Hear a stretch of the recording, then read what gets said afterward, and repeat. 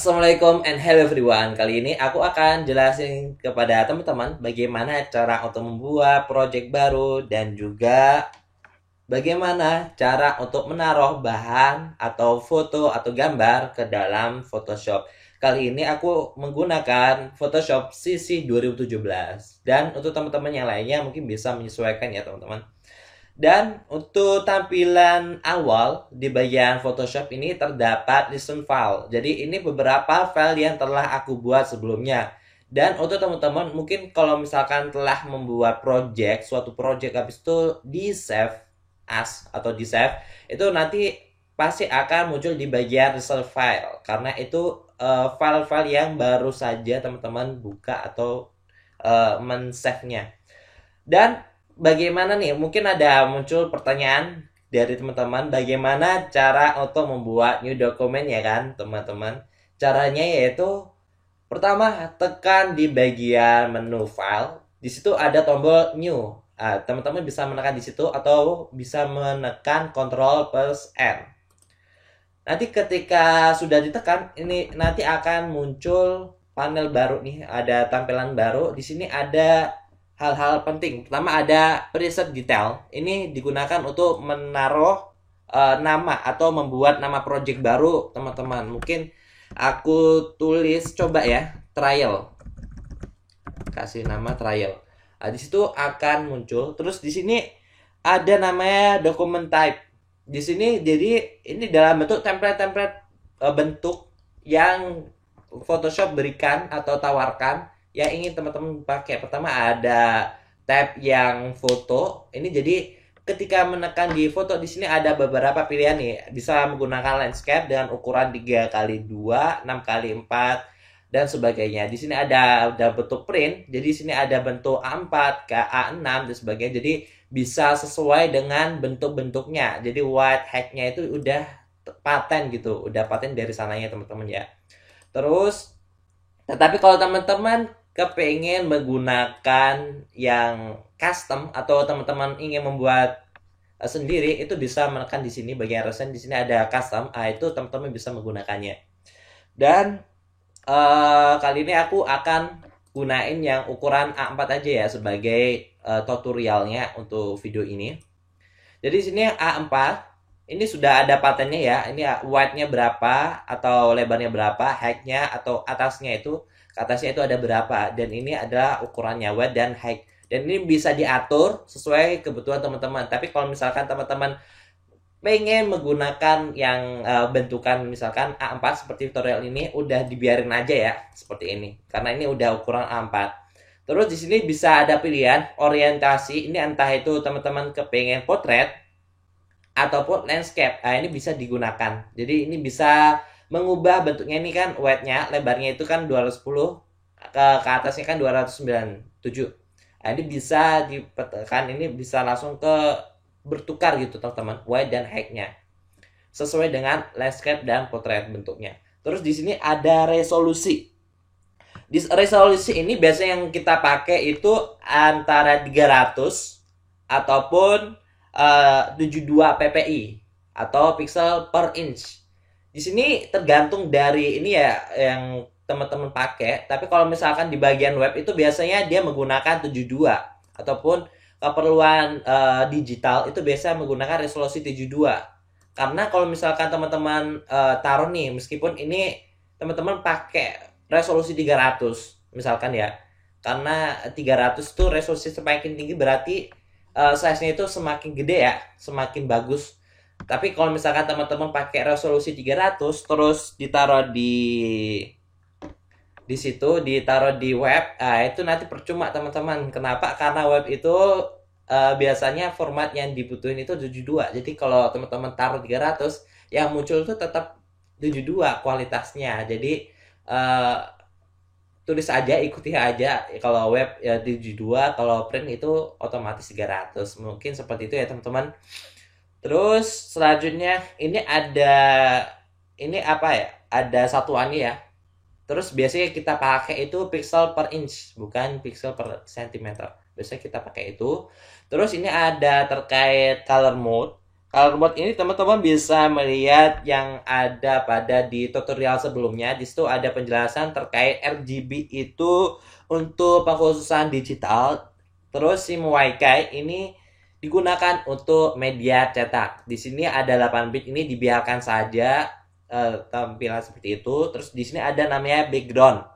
Background konten ini teman-teman bisa gunakan antara white atau backgroundnya itu putih atau backgroundnya hitam, bisa black atau black. Terus ini bisa menggunakan tampilan backgroundnya transparan. Jadi nanti di bagian belakangnya itu transparan teman-teman untuk backgroundnya.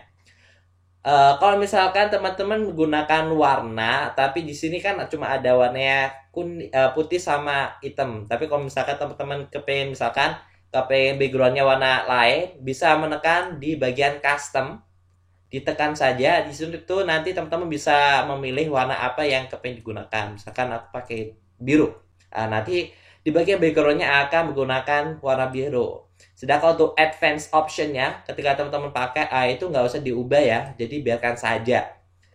Itu untuk pembuatan new document di Photoshop. Kita langsung tekan create. Nanti setelah kita buat create, di sini langsung akan muncul tampilannya seperti ini ya teman-teman, seperti yang kita pakai. Terus di sini ada beberapa poin yang teman-teman bisa lihat. Di sini trial. Trial ini yaitu nama dari project kita. Jadi nanti di sini ada namanya project, add, terus 16,7%. Nah, itu maksudnya perbesaran yang kita lakukan itu sebesar 16,7. Terus ini ada RGB. Jadi kita menggunakan color mode RGB per 8 bit. Teman-teman bisa melihat juga terkait image size atau resolusinya itu bisa teman-teman lihat di bagian sini ya, di bagian status bar. Teman-teman tinggal pencet di situ, nanti akan muncul wattnya berapa yang telah tadi kita lakukan tadi ya, height-nya itu berapa, terus resolusinya muncul di sini. Ataupun juga teman-teman bisa melihat image size ataupun resolusinya di bagian properties. Nah, di sini teman-teman bisa melihat dan juga bisa kalau kepengen lihat yang selain property sama ini juga bisa lihat di bagian image, di bagian ini menu image, terus sini ada namanya image size. Nah, di sini nanti teman-teman bisa berkreasi, bisa diubah nih white-nya berapa, height-nya masih bisa diubah berapa, dan resolusinya berapa untuk diubah juga di sini bisa. Tapi kalau misalkan nih seperti yang tadi telah disampaikan ya, kalau untuk media web menggunakan 72 ppi. Kalau misalkan untuk print-printan cetak itu bisa menggunakan 300 ppi. Terus kalau misalkan nih teman-teman punya pemikiran kalau teman-teman ingin menggunakan foto yang misalkan dari 72 bit terus kepengen diperbagus dijadiin HD alias 300 ppi, itu nggak bisa ya teman-teman.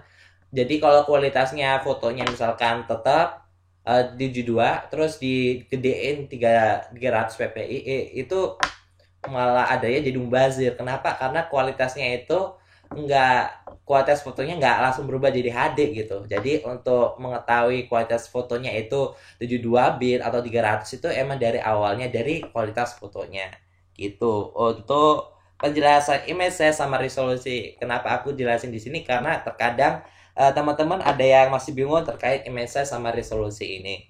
Selanjutnya, bagaimana nih cara untuk menaruh foto ke dalam kanvas kita? Kita bisa menggunakan cara drag and drop. Nah, ini ya teman-teman bisa lihat di sini. Di sini aku punya beberapa format, ada .psg, PSD, dan juga di sini ada JPEG. Teman-teman kalau misalkan kepengen taruh di tab ya, tab baru, tab halaman kerja baru atau kanvas baru. Ini kan tampilan kita kan di sini ada biru ya. Kanvas pertama itu gambar biru. Kalau misalkan kepengen satu gambar, tabnya itu gambar ini bisa di drag aja. Nanti ditaruh di bagian atas ini. Nanti akan muncul tampilan tab baru yang berisikan dengan foto yang kita gunakan tadi. Jadi ini foto kita ya, .jpg. Kalau misalkan teman-teman bisa kepengen buka yang ini PSD atau format dari Photoshop tersebut, itu juga bisa. Kalau misalkan kepengen taruh di tab dengan cara ditekan sini terus nanti ditaruh di bagian sampingnya ini, alias masuk di bagian tepatnya tab halaman kerja atau namanya canvas bar. Nah, itu teman-teman bisa taruh di sini. Jadi seperti ini ya teman-teman. Bagaimana cara menggunakan drag and drop kalau misalkan ditaruh di canvas bar atau tab halaman kerja. Tapi kalau mungkin ada teman-teman yang bingung kan, gimana kalau misalkan foto itu gue kepengennya taruh di canvas, bukan ditaruh di halaman baru yang ini. Itu juga bisa teman-teman dengan cara drag and drop. Tetapi tidak kita taruh di bagian atas, tapi kita taruh di bagian kanvas yang kita gunakan dengan cara drag and drop. Coba kita menggunakan ini ya teman-teman. Terus kita drag and drop. Set. Nanti gambar tersebut ini akan ada garis-garisnya ini ya teman-teman. Jadi ini teman-teman bisa menyesuaikan ukurannya itu berapa gitu. Jadi seperti ini. Nanti disesuaikan. Kalau udah disesuaikan bentuknya itu bagaimana, itu teman-teman bisa menekan OK di sini bagian sini, ataupun bisa menekan enter yang di keyboard teman-teman. Ketika sudah, nanti gambarnya sudah ada di dalam kanvas kita gitu teman-teman. Mungkin juga teman-teman bisa mudah ngegambar relief, taruh sini juga bisa gitu. Itu bagaimana cara untuk drag and drop di Photoshop untuk menaruh gambar-gambar kita yang ada di sini. Mungkin kalau teman-teman bisa melihat ya, kok ini ada garis-garis warna ini ya, warna pink di sini. Itu garis-garis itu namanya yaitu smart guide.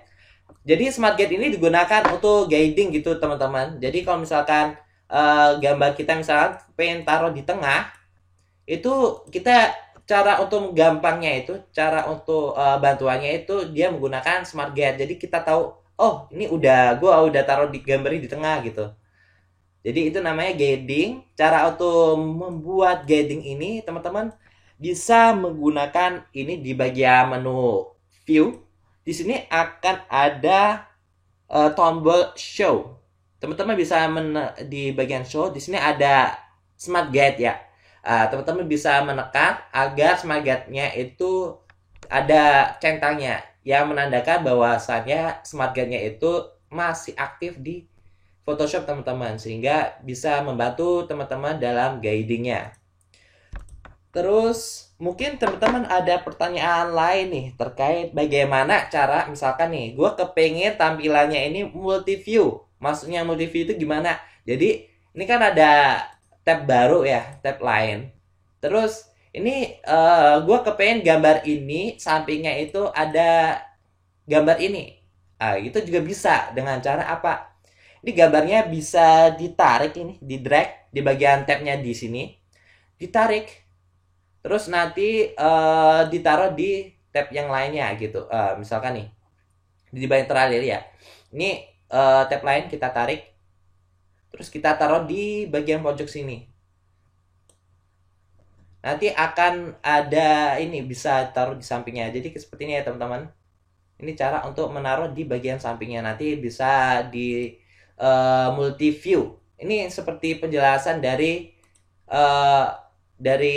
penjelasan sebelumnya, dari tutorial sebelumnya. Jadi teman-teman bisa tinggal di drag and drop di sampingnya ini dari kanvas.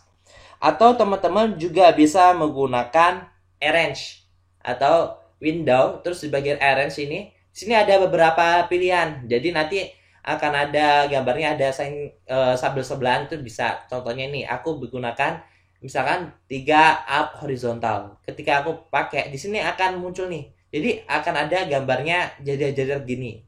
Ataupun misalkan aku kepengen gambarnya itu samping-sampingan tapi cuma ada 2. Ini juga bisa seperti ini ya. Jadi ini kegunaannya untuk apa? Ini mungkin bisa kita gunakan untuk melihat samping kanan dan kiri. Jadi kita bisa tahu bagaimana yang kita kepengen tiru dan sebagainya. Itu bisa menggunakan seperti ini ya teman-teman. Dan kalau misalkan kita kepengen mengubahnya gitu menjadi tampilan yang sebelumnya, itu kita bisa menekan window di bagian arrange. Itu bisa menekan di bagian new window for trial. Di sini nanti akan di bagian sini ya teman-teman, arrange, terus di bagian ini float in window. Jadi nanti akan ada tinggal satu aja tampilan kita. Jadi seperti itu untuk menampilkan tampilan seperti awalan lagi gitu teman-teman. Terus ada pertanyaan lagi nih. Mungkin bagaimana cara untuk membuat file sama ada di kanan dan kiri. Nah itu juga bisa. Ini mungkin hampir mirip yang seperti sebelumnya ya. Jadi kalau multiple view itu tampilannya samping-sampingannya itu gambar yang berbeda gitu. Seperti ini ya. Ini sampingnya ini dan sebagainya seperti yang tadi tutorial video tadi, yang peragaan yang tadi. Nah, itu samping-sampingannya itu beda. Tapi kalau misalkan aku ingin sebelah-sebelahnya itu sama gambarnya. Nah, itu misalkan aku kepengen sebelah-sebelahnya itu gambar ini. Jadi teman-teman bisa menggunakan window di bagian arrange. Di sini ada namanya new window for trial. Nah, itu bisa pencet aja di sini. Nanti akan ada dua tampilan baru ini. Nanti ada dua tampilan ini ya. Ini kegunaannya untuk apa? Jadi kegunaannya untuk teman-teman bisa gunakan sehingga teman-teman bisa tahu bisa mengetahui apa ya, perubahan-perubahan yang ada gitu secara live. Misalkan nih, aku kepengen garisnya ini yang bintang jatuhnya ini hilang.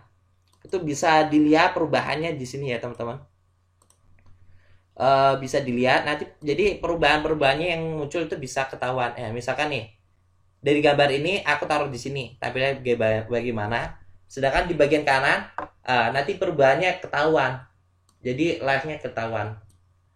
Bisa dilihat ya teman-teman. Jadi kalau misalkan kanan dan kiri, kalau misalkan gerakannya itu kanan dan kiri pasti akan mengikuti. Tapi yang di bagian kanan ini itu gerakannya yang telat sendiri. Jadi kita bisa tahu, oh ini pergerakannya kayak gini-gini secara live. Nah itu dari cara dari file yang bersamaan. Jadi itu kegunaannya bagi ketika kita mengedit, pasti teman-teman akan merasakannya sendiri perubahan yang secara live tersebut. Mungkin itu saja penjelasan pada kali ini.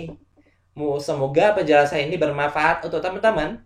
Thank you for watching. See you in the next video. Dan jangan lupa, let's try this tutorial.